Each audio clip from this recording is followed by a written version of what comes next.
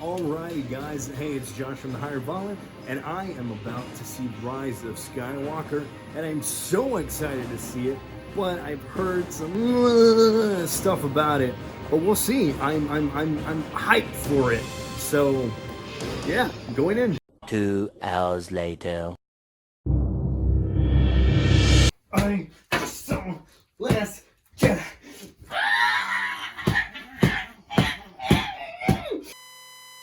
Alright, buckaroos, so Rise of the Skywalker.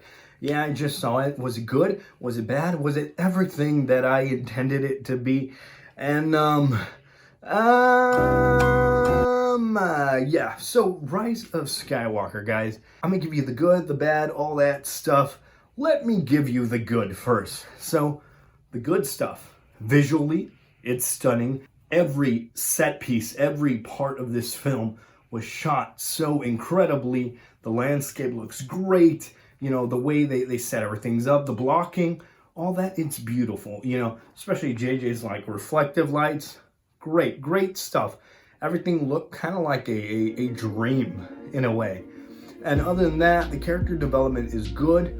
You know, there's some stuff in there that Kylo does, that Rey does, you know, that most of the characters do, that end up being really good, and they really move the story forward. And I can't go much into detail, and I can't go too into detail. And the reason why is because if I do go too into detail, I might spoil it for you, so I'd rather not do that. So instead, I'm just gonna say Kylo went on an adventure, Poe went on an adventure, Finn went on an adventure, and Rey goes on an adventure in this film. Yeah, that's about all I'm gonna say for the plot. But besides that, besides the good stuff, oh, and also John Williams' score, great in this one. So yeah, the visually, that's great. You know, the score is great. The way the characters line themselves up, that is great. And not so much comedy in this one, which I liked. And it wasn't also that serious, which I liked.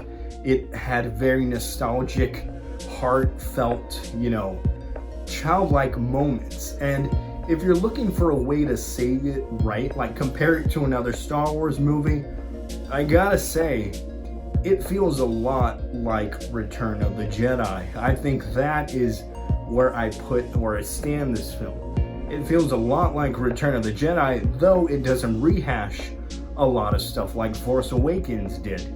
And that was a really good thing, though you could kind of predict what was going on. And that leads me to the bad. So, the bad stuff. There's not a lot, don't worry. But one of the things, the biggest thing that's bad in this movie is the act structure. And I'm not saying like it wasn't, you know, you couldn't tell Act 1 and 2 and 3 apart. But the fact is, Act 1 served as exposition. It was literally exposition. And it was trying so hard to fix what Rian Johnson, what Rian Johnson did, it was trying to fix it. So basically it was retconning everything, sort of everything from The Last Jedi. So that's where the setup is. So the first 30 minutes are kind of dull. In a way, the action's still good, the pacing's still good. But the thing is, you get these things where it's like, here, let's show a character and explain why they're here, why this didn't happen in Last Jedi, or why this happened in Last Jedi. And let's go to another character, explain that. And it went back and forth, back and forth. If you want a comparison to that, I compare it to the second act of Endgame, where, you know, they had each hero go their separate way, and then they showed different things. That is how Act 1 feels like. So it was like an exposition dump. And literally, there are moments in this film where characters are like, oh yeah, this person isn't dead because so, and so, and so, and so. And then they're like, oh, we have to go to that planet because so this, and we had this, and this, and this. And, you know, they had to do all that stuff. And then finally, after the 50-minute mark or so, you get its own movie. Because before that, it feels like a bunch of movies entwined. And what I mean by that is literally the first 45 minutes of this movie was the movie prior to this. If that was Last Jedi, that would have fixed a lot of stuff, and it would have showed a nice plan for JJ. But since Rian Johnson decided to do a bunch of subvert expectations and be all edgy, they had to play catch up and they had to fix a lot. And that was the main or the biggest problem of Rise of Skywalker. The other big problem, and really it's the one thing that stood out, was fan service. Now, Endgame had some fan service and they dealt it with a good style. There was some stuff where it was like, hey, this is good, or there was other stuff where it was like, it's a little too on the nose. This was all on the nose. There was a lot of stuff that fans had discussed in Reddit threads and stuff like that, where it was like, oh dude, it'd be cool if this happened. Be like, yeah, this happened, and it did happen.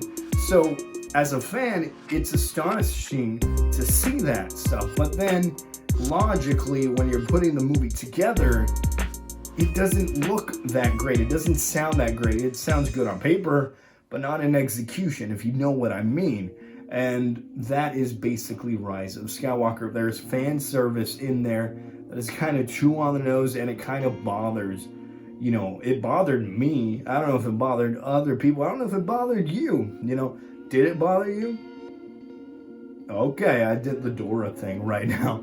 But, yeah, I don't know. You'll leave your thoughts in the comments. But the thing is, I thought having too much fan service in this film really dumbed it down. Though I still had fun, and I want to get that to you. It's very entertaining. I had a fun time watching it. I got emotional. I'm going to be honest with you. I got emotional in some parts. Some parts I was tearing up. I was like, okay, this is where it's at. These are the good moments. But there were times where I was like, okay, this didn't need to be here. You could have cut this out, and you could have shelved this scene, this particular line of dialogue and everything. But overall, I had fun. And that's why I said that it is very much like Return of the Jedi, because Return of the Jedi has its flaws. If you watch that movie, you go, okay, there's some stuff that isn't so well thought out, and the same goes for Rise of Skywalker.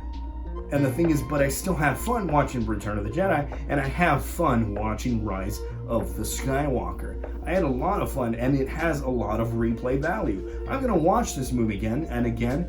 I feel like I am, and that's how I felt about Force Awakens. Now, the big question, is it better than Last Jedi?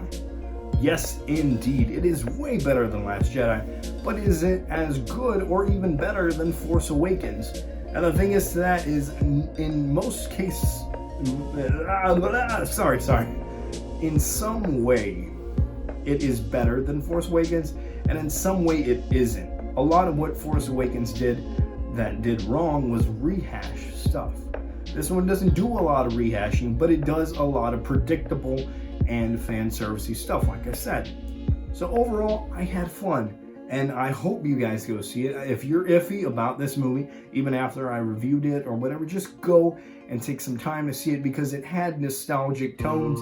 It had this childlike charisma and whimsical tone to it that really brought the Star Wars feel. It feels like a Star Wars movie. It really does. And I thought that is good enough in my book. But other than that, it needed a lot of help with its writing and with what was going on. That's all I could say for now. So yeah, that's all I can say for now, guys. I would like to do a spoiler-filled review later on, because there's so much to talk about this movie and the legacy of what the Star Wars saga is, and I think I'll do that starting at the beginning of the year. But for now, I'm going to keep it like this. Message me if you have any comments, comment below, whatever. And I'll see you next time.